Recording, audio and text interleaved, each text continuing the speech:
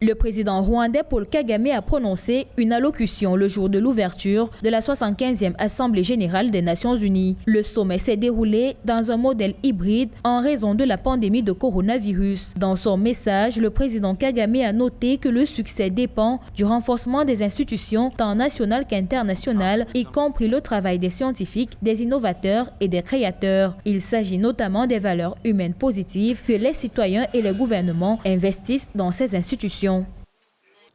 Est-ce que les succès collectifs de 3 générations sur 75 ans pour bâtir un ordre international plus fort se dissoudront dans les récriminations ou l'amertume? Ou est-ce qu'une nouvelle fois, nous nous rassemblerons pour assurer un progrès mondial sur la base de la coopération et du respect mutuel?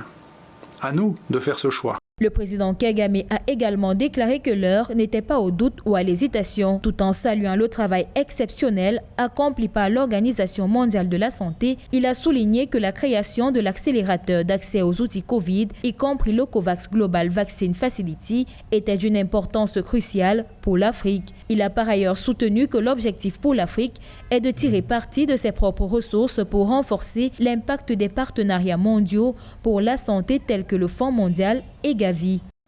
La pandémie a mis en lumière l'importance de systèmes de santé nationaux résilients et d'un financement adapté du secteur de la santé au plan national.